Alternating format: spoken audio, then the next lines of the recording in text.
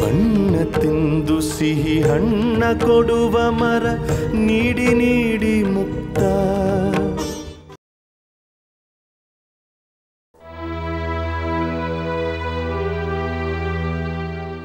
ಏನು ಭಿಂಗ ಅವ್ರ ವಿರುದ್ಧ PIL ಹಾಕ್ತಿದ್ದೀರಾ?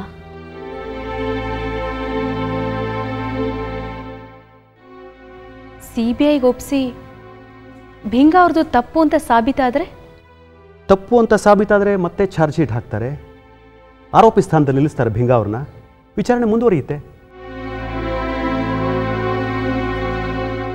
ಇದು ಮರ್ಡರ್ ಕೇಸು, ಜೀವಾವಧಿ ಶಿಕ್ಷೆ ಆಗ್ಬೋದು ಅಥವಾ ಅದಕ್ಕಿಂತ ಹೆಚ್ಚಿನ ಶಿಕ್ಷೆನೂ ಆಗ್ಬೋದು.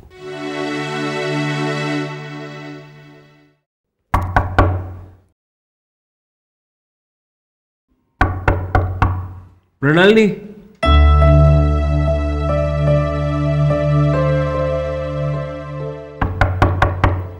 ಮೃಣಾಲಿನಿ,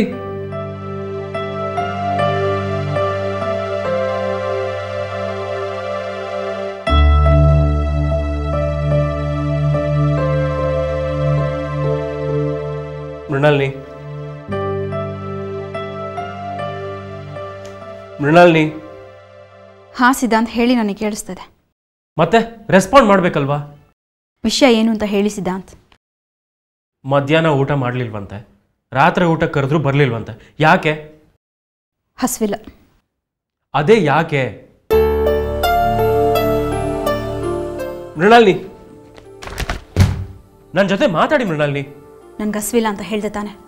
ಅದೇ ಯಾಕೆ ಅಂತ. ಮಧ್ಯಾಹ್ನದಿಂದ ಮನೆಯವ್ರ ಜೊತೆ ಮಾತಾಡದೆ ರೂಮಲ್ಲೇ ಬಾಗ್ಲು ಹಾಕೊಂಡು ಕೂತಿದ್ರಂತೆ. ಮಾತಾಡಿ ಮೃಣಾಲಿನಿ. ನಾನು ಬಾಯ್ ಬಿಟ್ಟು ಏನು ಹೇಳಿ ಸಿದ್ಧಾಂತ್, ನಿಮಗೆ ಅರ್ಥ ಆಗೋದಿಲ್ವಾ? ನೀವು ಯಾಕೆ ಹೀಗೆ ಬಿಹೇವ್ ಮಾಡ್ತಿದ್ದೀರಾ ಅಂತ ನಂಗೆ ಅರ್ಥ ಆಗ್ತಿಲ್ಲ. ಅದನ್ನೇ ಸ್ವಲ್ಪ ಬಿಡಿಸಿ ಹೇಳಿ ಅಂತ ಹೇಳ್ತಿರೋದು. ಆಯ್ತು, ಹಾಗಿದ್ರೆ ಕೇಳಿ. ನಿಮ್ಮ ತಂದೆ ನಮ್ಮ ತಂದೆ ವಿರುದ್ಧ ರಾಜಾನಂದ ಸ್ವಾಮಿಯವರ ಕೊಲೆ ಕೇಸಿಗೆ ಸಂಬಂಧಪಟ್ಟ ಹಾಗೆ CBI ತನಿಖೆ ಮಾಡಿಸ್ಬೇಕು ಅಂತಿದ್ದಾರೆ. ನಿಮ್ಮ ತಂದೆನೇ ಅತ್ತೆ ಹತ್ರ ಹೇಳ್ತಾ ಇದ್ರು, ಈ ಕೇಸ್ ಏನಾದರೂ CBIಗೆ ಹೋದರೆ ನಮ್ಮ ತಂದೆಗೆ ಜೀವಾವಧಿ ಶಿಕ್ಷೆ ಆಗ್ಬೋದು ಅಥವಾ ಅದಕ್ಕಿಂತ ಹೆಚ್ಚಿನ ಶಿಕ್ಷೆ ಆಗ್ಬೋದು ಅಂತ. ಇದು ಗೊತ್ತಿದ್ದು ಮಾವನವ್ರು ಯಾಕೆ ಅಪ್ಪನ ವಿರುದ್ಧ CBI ತನಿಖೆ ಮಾಡ್ಸೋಕೆ ಹೊರಟಿದ್ದಾರೆ? ನಾಳೆ ನಮ್ಮ ತಂದೆ ವಿರುದ್ಧ CBI ತನಿಖೆ ಆಗಿ ಅಕಸ್ಮಾತ್ ನಮ್ಮ ತಂದೆ ಜೈಲಿಗೆ ಹೋದರೆ ಕೇವಲ ಈ ರಾಜ್ಯದ ಮುಖ್ಯಮಂತ್ರಿ ಮಾತ್ರ ಅಲ್ಲ, ನಿಮ್ಮ ಹೆಂಡತಿ ಮೃಣಾಲಿನಿ ತಂದೆ ಕೂಡ ಜೈಲಿಗೆ ಹೋಗ್ತಾರೆ. ಎಷ್ಟೆಲ್ಲ ಗೊತ್ತಿದ್ರು ಮಾವ ಅಪ್ಪನ ವಿರುದ್ಧ CBI ತನಿಖೆ ಮಾಡ್ಸಕ್ಕೆ ಹೊರಟಿದ್ದಾರೆ. ನಾನು ಮಾವನಿಂದ ಇದನ್ನೆಲ್ಲ ಎಕ್ಸ್ಪೆಕ್ಟ್ ಮಾಡಿರಲಿಲ್ಲ ಶ್ವೇತಾ. ನಂಗೆ ತುಂಬ ಹರ್ಟ್ ಆಗ್ತಾ ಇದೆ. ಮೃಣಾಲಿನಿ, ನೀವು ಮನ್ಸಿಗೆ ನೋವು ಮಾಡ್ಕೊಳ್ಳೋ ಹಾಗೆ ಇಲ್ಲ. ಯಾಕೆ ಸಿದ್ಧಾಂತ್? ನಿಮ್ಮ ತಂದೆ ನಮ್ಮ ತಂದೆ ವಿರುದ್ಧ CBI ತನಿಖೆ ಮಾಡ್ಸಕ್ಕೆ ಹೊರಟಿದ್ದಾರೆ. ಇದನ್ನು ಕೇಳಿ ನನ್ನ ಮನಸ್ಸಿಗೆ ನೋವು ಮಾಡ್ಕೋಬಾರ್ದು ಅಂದರೆ ಏನರ್ಥ? ನಿಮ್ಮ ತಂದೆ ತಾಯಿ ಏನೇ ಮಾಡಿದ್ರು ನಾನು ಅದನ್ನು ಸರಿ ಅಂತ ಒಪ್ಕೋಬೇಕಾ?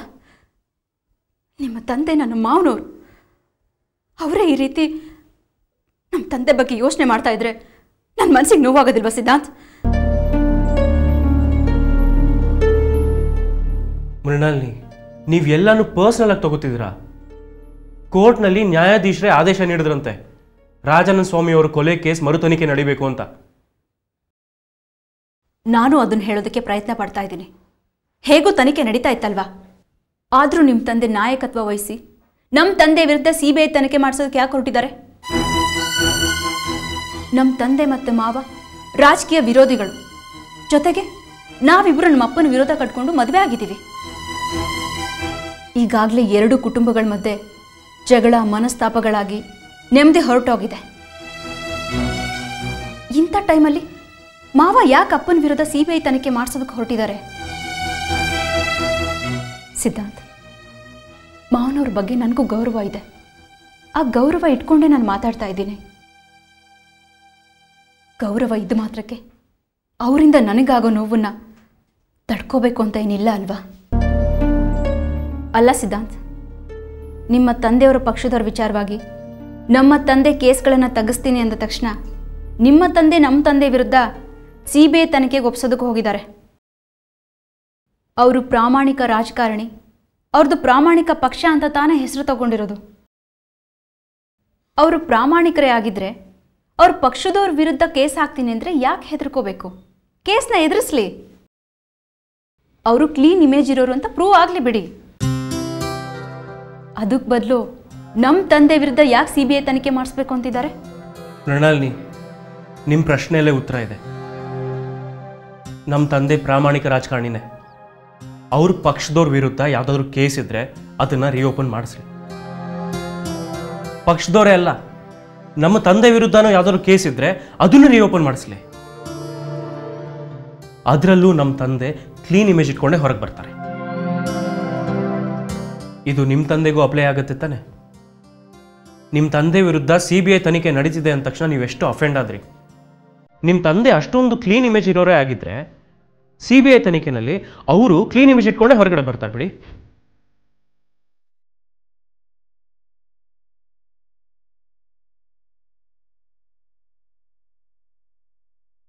ಅಂದರೆ ನನಗೆ ನೋವಾದರೂ ಪರವಾಗಿಲ್ಲ, ನೀವು ಮಾತ್ರ ನಿಮ್ಮ ಮಾತನ್ನ ಸಾಧಿಸ್ಕೋತೀರಾ ಅಲ್ವಾ? ಇಲ್ಲ ಮೃಣಾಲಿನಿ, ನಾನು ಏನು ಹೇಳಬೇಕು ಅಂತಿದ್ದೀನಿ ಅಂತ ನೀವು ಅರ್ಥ ಮಾಡ್ಕೋತಿಲ್ಲ. ನೀವು ರಾಜಕೀಯ ವಿಚಾರಗಳನ್ನ ಪರ್ಸನಲ್ ವಿಚಾರಗಳನ್ನ ಮಿಕ್ಸ್ ಮಾಡ್ತಿದ್ದೀರಾ. ಯಾವತ್ತೂ ನಮ್ಮ ತಂದೆ ಯಾವುದೇ ಕಾರಣಕ್ಕೂ ರಾಜಕೀಯ ವಿಚಾರಗಳನ್ನ ಪರ್ಸನಲ್ ವಿಚಾರಗಳನ್ನ ಮಿಕ್ಸ್ ಮಾಡಲ್ಲ. ಇವತ್ತು ಅವರು ಅದನ್ನೇ ಮಾಡ್ತಿರೋದು.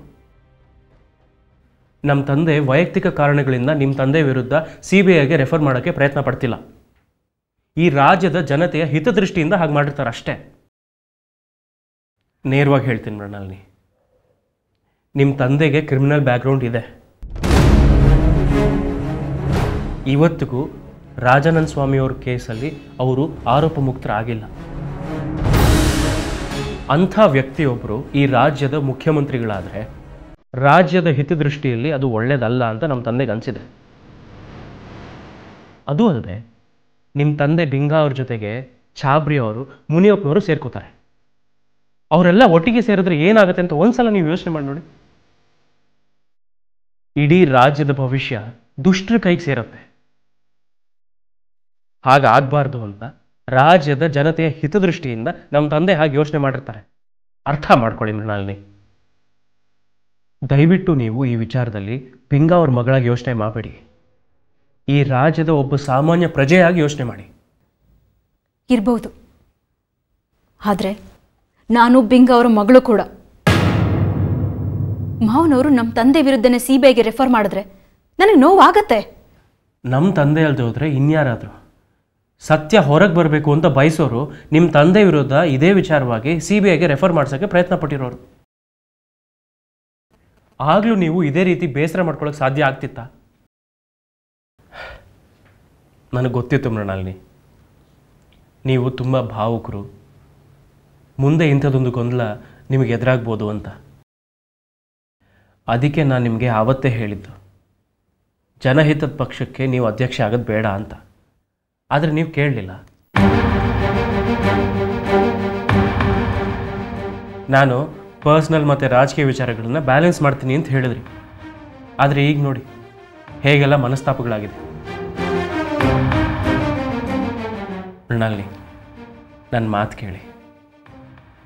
ಪರ್ಸ್ನಲ್ ಮತ್ತು ರಾಜಕೀಯ ವಿಚಾರಗಳನ್ನ ನಿಮ್ಮ ಕೈಲಿ ಬ್ಯಾಲೆನ್ಸ್ ಮಾಡೋಕ್ಕಾಗಿಲ್ಲ ಅಂದರೆ ಈಗಲೇ ಆ ಸ್ಥಾನಕ್ಕೆ ರಾಜೀನಾಮೆ ಕೊಟ್ಬಿಡಿ.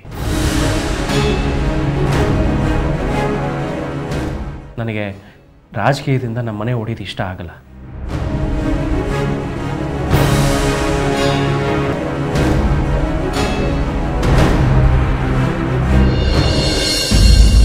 ಈಗ ಕಾನ್ಸ್ಟಿಟ್ಯೂನ್ಸಿ ವೈಸ್ ನಾನು ಸಮೀಕ್ಷೆಗಳನ್ನ ಬಂದಿರೋದು. ಒಂದು ನಿಮಿಷ ಸಾಹೇಬ್ರು ಫೋನಲ್ಲಿ ನೋಡ್ತೀನಿ. ಅಲ್ಲಿ ಜಾತಿ ಆದ್ಯತೆಗಳು ಇವೆಲ್ಲ ಆಧಾರದ ಮೇಲೆ ಟಿಕೆಟ್ ಹಂಚಿಕೆ ಮಾಡಬೇಕು ಅಂತ ಅಂದ್ಕೊಂಡಿದ್ದೀವಿ.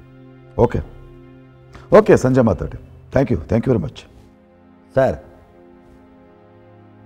ಈ ಸಾರಿ ಎಲೆಕ್ಷನ್ಗೆ ನನ್ನ ಫಾಲೋವರ್ಸ್ಗೆ ಟಿಕೆಟ್ ಕೊಡಬೇಕು ಅಂತೇಳಿ ಒಂದು ಲಿಸ್ಟ್ ಮಾಡ್ಕೊಂಬಂದಿದ್ದೀನಿ ಸರ್. ದಯವಿಟ್ಟು ಈ ಸಾರಿ ಎಲೆಕ್ಷನ್ಗೆ ನನ್ನ ಫಾಲೋವರ್ಸ್ಗೆಲ್ಲ ಮಿಸ್ ಮಾಡದೆ ಟಿಕೆಟ್ ಕೊಡಬೇಕು ಸರ್. ಮುನಿಯಪ್ಪನವ್ರ ಲೀಸ್ಟು ಆಯಿತು. ಮುನಿಯಪ್ಪನವರೇ, ನೀವು ಕೇಳಿದ್ಮೇಲೆ ಇಲ್ಲ ಅನ್ನೋಕ್ಕಾಗುತ್ತಾ?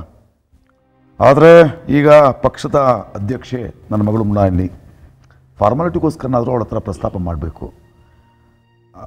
ನಾನು ಹೇಳಿದ ಮೇಲೆ ಅವಳು ನಿರಾಕರಿಸೋದಿಲ್ಲ, ಕೊಡ್ತಾಳೆ ಬಿಡಿ, ಯೋಚನೆ ಮಾಡಬೇಡಿ. ಥ್ಯಾಂಕ್ ಯು ಬುದ್ಧಿ. ಓ ಪಾರ್ಟಿ ಅಧ್ಯಕ್ಷರು ಮನೆಯಪ್ಪ. ಅಧ್ಯಕ್ಷರು ಬಂದೇ ಬಿಟ್ಟರು ಕೆಲಸ ಆಗೋಗ್ಬಿಡುತ್ತೆ ಬಿಡಿ. ನಮಸ್ತೆ. ನಮಸ್ತೆ. ಕೂತ್ಕೊಬಿಡಿ.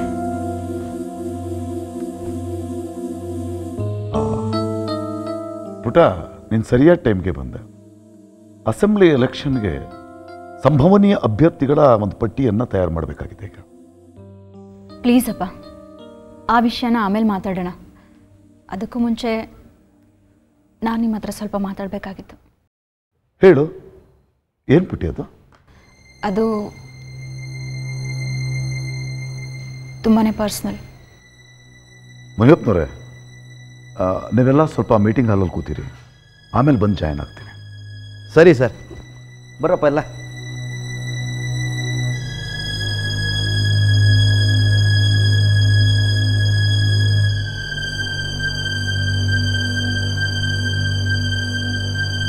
ಸರಿ, ಈಗ ಹೇಳ್ಬಿಟ್ಟ.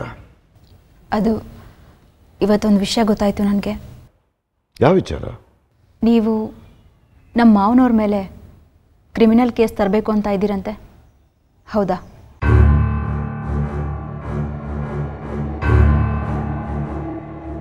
ಹೇಳಿಪ್ಪ.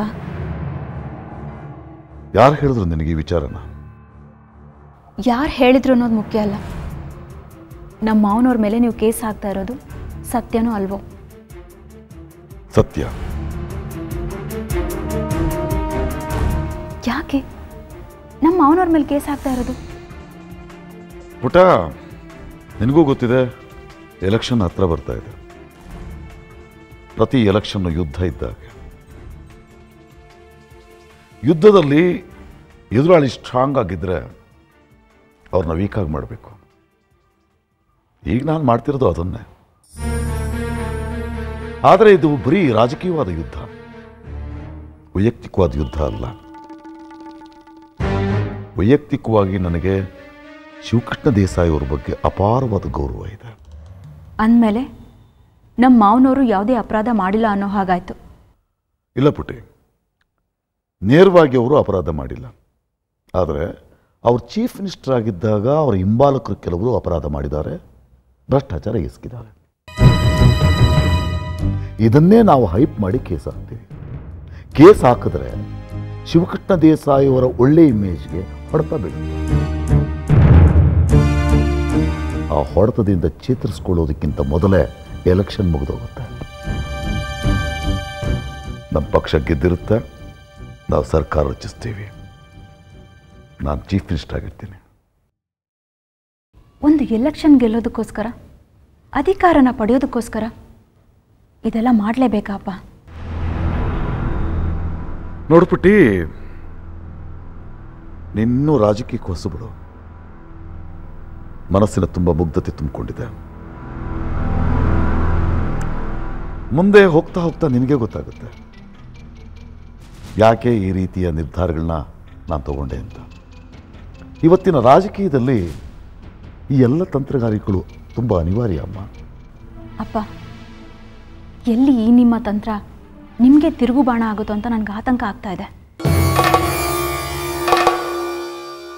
ಅಂದರೆ ಒಬ್ಬ ಬುದ್ಧಿವಂತ ಮನುಷ್ಯ ತನ್ನ ಕುಟುಂಬದ ಒಡಕುಗಳನ್ನು ಯಾರ ಹತ್ರನೂ ಹೇಳ್ಕೊಳ್ಳೋದಿಲ್ಲ ಅಂತ ನೀವೇ ನನ್ನ ಹತ್ರ ಹೇಳಿದ್ದೀರ. ಆದರೆ ಈಗ ನನ್ನ ಫ್ಯಾಮಿಲಿಯ ಒಂದು ಸೀಕ್ರೆಟ್ನ ನಿಮ್ಮ ಹತ್ರ ಹೇಳ್ಕೊಳ್ಳೋಂಥ ಪರಿಸ್ಥಿತಿ ಬಂದಿದೆ. ಈ ವಿಷಯನ ಹೇಳ್ಕೊಳ್ಳೋದು ಎಷ್ಟು ಸರಿ ಎಷ್ಟು ತಪ್ಪು ಅನ್ನೋ ದ್ವಂದ್ವದಲ್ಲಿ ಈಗಲೂ ಇದ್ದೀನಿ ನಾನು. ಒಂದು ಕಡೆ ಶಿವಕೃಷ್ಣ ದೇಸಾಯಿ ಅವರ ಫ್ಯಾಮಿಲಿ, ನನ್ನ ಕುಟುಂಬ, ಇನ್ನೊಂದು ಕಡೆ ನೀನು ಮತ್ತು ಅಮ್ಮ ನನ್ನನ್ನು ಹೆತ್ತವರು. ನೀವೆಲ್ಲರೂ ನನಗೆ ಬೇಕಾದವ್ರೆ. ಇಲ್ಲಿ ಶಿವಕೃಷ್ಣ ದೇಸಾಯಿ ಅವ್ರಿಗಾಗಲಿ ನಿಮಗಾಗಲಿ ಯಾರಿಗೆ ಕಷ್ಟ ಆದರೂ ನೋವಾಗೋದು ನನಗೆ ಅಪ್ಪ. ಪುಟಿ, ನಿನ್ನ ತಲ್ಲಣಗಳು ಅರ್ಥ ಆಗುತ್ತೆ ನನಗೆ. ಆಗಲೇ ಹೇಳಿದೆ ಪುಟಿ ನಿನಗೆ, ನನಗೂ ಅವ್ರಿಗೂ ವೈರುಧ್ಯಗಳಿರೋದು ರಾಜಕೀಯವಾಗಿ ಮಾತ್ರ. ವೈಯಕ್ತಿಕವಾಗಿ ನಾನು ಅವರನ್ನು ಅಪಾರವಾಗಿ ಗೌರವಿಸ್ತೇನೆ. ರಾಜಕೀಯವಾಗಿ ನನಗೆ ಅವರ ಹತ್ರ ಶತ್ರುತ್ವ ಇರಬಹುದು. ಆದರೆ ನೀನು ಅಂದರೆ ನನ್ನ ಮಗಳು ಅವ್ರ ಮನೆ ಸೊಸೆ. ನನಗಿಷ್ಟ ಇರಲಿ ಇಲ್ದಲೇ ಹೋಗಲಿ, ಅವ್ರು ನನ್ನ ಬೀಗರು. ಹಾಗಾಗಿ ನಾನು ಅವರಿಗೆ ವೈಯಕ್ತಿಕವಾಗಿ ಯಾವುದೇ ಹಾನಿಯನ್ನು ಮಾಡೋದಿಲ್ಲ ಅಂತ ನಿನಗೆ ಪ್ರಾಮಿಸ್ ಮಾಡ್ತೇನೆ. ಥ್ಯಾಂಕ್ಸ್ ಅಪ್ಪ.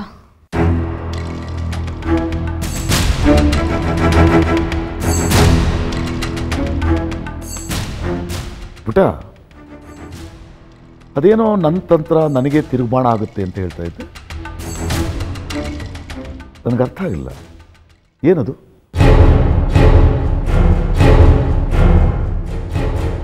ಆ ವಿಷಯ ಮಾತಾಡಬೇಕು ಅಂತಾನೆ ಅಪ್ಪ ನಾನು ಇಲ್ಲಿಗೆ ಬಂದಿದ್ದು. ಅದು ರಾಜಾನಂದ ಸ್ವಾಮಿಯವ್ರ ಕೊಲೆಯಲ್ಲಿ ನಿಮ್ಮ ಕೈವಾಡ ಇದೆ ಅಂತ ಕೋರ್ಟ್ನಲ್ಲಿ ಸಾಕ್ಷಿ ಬಂತಂತೆ. ಅದ್ರ ಮೇಲೆ ತನಿಖೆ ನಡೀಲಿ ಅಂತ ಜಡ್ಜ್ಮೆಂಟಿಂದ ರೆಕಮೆಂಡ್ ಮಾಡಿದ್ರಂತೆ. ನೀವು ಆ ಕೇಸ್ನ ತನಿಖೆಗೋಸ್ಕರ ನಿಮ್ಮ ಮಾತು ಕೇಳೋ ಪೊಲೀಸ್ ಅಧಿಕಾರಿಗಳನ್ನು ನೇಮಿಸಿದ್ದೀರಂತೆ. ಹಾಂ, ದೇವ್ಕರ್ ಅಂತ. ಹಾಂ, ದೇವ್ಕರ್. ನಿಮಗೆ ಬೇಕಾಗಿರೋ ಅಧಿಕಾರಿಗಳನ್ನು ಈ ತನಿಖೆಗೆ ನೇಮಿಸಿರೋದ್ರಿಂದ ಸತ್ಯ ಈಚೆಗೆ ಬರೋದಿಲ್ಲ ಅನ್ನೋದು ಅವರ ಅಭಿಪ್ರಾಯ.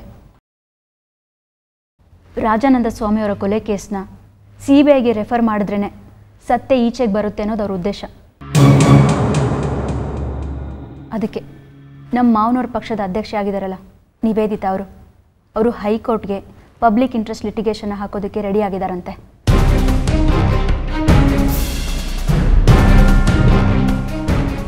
ವಾಟ್? ಹೌದಪ್ಪ. ನಿಮ್ಮ ವಿರುದ್ಧವಾಗಿರೋ ಡಾಕ್ಯುಮೆಂಟ್ಸ್ನ ಕ್ರಿಮಿನಲ್ ಲಾಯರ್ CSP ಅವರು ರೆಡಿ ಮಾಡ್ಕೊಂಡಿದ್ದಾರಂತೆ. ಇನ್ನು 3-4 ದಿನದಲ್ಲಿ ಕೇಸ್ ಫೈಲ್ ಮಾಡ್ತಾ ಇದ್ದಾರಂತೆ.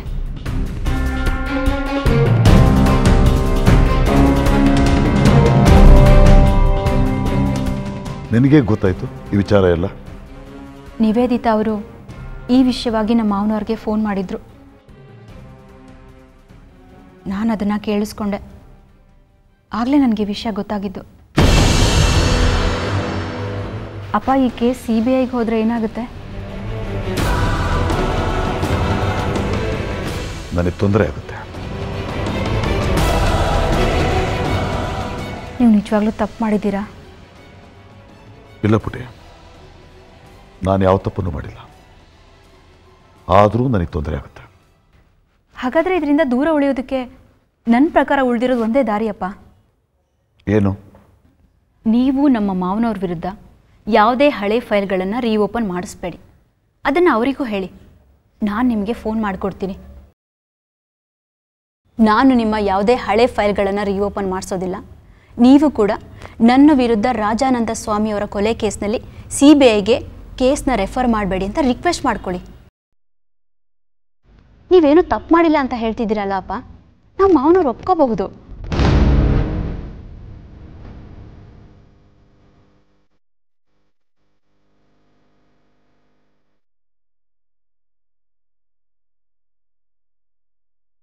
ರಿಂಗ್ ಆಗ್ತಿದೆ, ಮಾತಾಡಿ.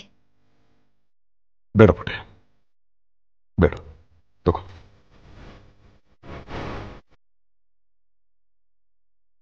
ಪುಟಿ, ನಿನ್ನ ಫೋನ್ ಮುಖಾಂತರ ನೀನು ಹೇಳಿದಾಗ ಏನಾದರೂ ನಿಮ್ಮ ಮಾವನ ಹತ್ರ ಮಾತಾಡಿದ್ರೆ ಏನಾಗುತ್ತೆ ಗೊತ್ತಾ? ನಾವು ಆಡಿದ ಮಾತನ್ನ ಶಿವಕೃಷ್ಣ ದೇಸಾಯಿ ಅವರು ಅಂದರೆ ನಿಮ್ಮ ಮಾವನವರು ರೆಕಾರ್ಡ್ ಮಾಡ್ಕೋಬಹುದು. ರೆಕಾರ್ಡ್ ಮಾಡಿಕೊಂಡ ಮಾತುಗಳನ್ನು ರಾಜಕೀಯ ಲಾಭಕ್ಕೆ ಬಳಸ್ಕೋಬಹುದು. ಇಡೀ ಮಾತುಕತೆಯ ವಿವರವನ್ನು ಪತ್ರಿಕಾ ಹೇಳಿಕೆ ಮೂಲಕ ಪ್ರಚುರಪಡಿಸಬಹುದು.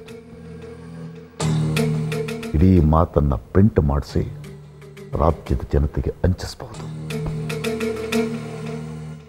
ಈಗ ನಾನು ನ್ಯಾಯಾಲಯದ ಮುಂದೆ ಮಾತ್ರ ರಾಜಾನಂದ ಸ್ವಾಮಿಯವರ ಕೊಲೆ ಕೇಸಿನ ಆರೋಪಿ.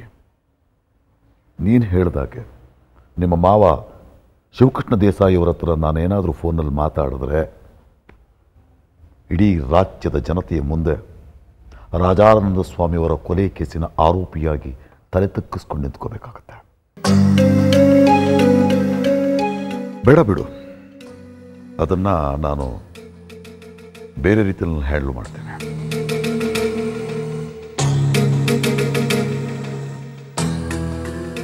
ಇನ್ನೆಷ್ಟು ದಿವಸ ಇದೆ ಅಂದೆ ಫೈಲ್ ಮಾಡಲಿಕ್ಕೆ? 3-4 ದಿವಸ ಅಂತ ಮಾತಾಡ್ಕೋತಾ ಇದ್ರು. 3-4 ದಿವಸ? ಒಳ್ಳೆಯ ಕಾಲಾವಕಾಶ ಸಿಕ್ತು ನನಗೆ. ಥ್ಯಾಂಕ್ಸ್ ಪುಟಿ, ಒಳ್ಳೆಯ ಮಗಳು ನೀನು. ಅಪ್ಪನ ಪ್ರೀತಿಗೆ ಸರಿಯಾದ ಸಮಯಕ್ಕೆ ಸರಿಯಾದ ವಿಚಾರವನ್ನು ತಿಳಿಸ್ದೆ. ಥ್ಯಾಂಕ್ಸ್. ಯೋಚನೆ ಮಾಡಬೇಡ ಪುಟಿ, ನಿಮ್ಮಪ್ಪನಿಗೆ ಯಾವುದೇ ರೀತಿಯ ತೊಂದರೆ ಆಗೋದಿಲ್ಲ, ಯಾವುದೇ ಕಾರಣಕ್ಕೂ.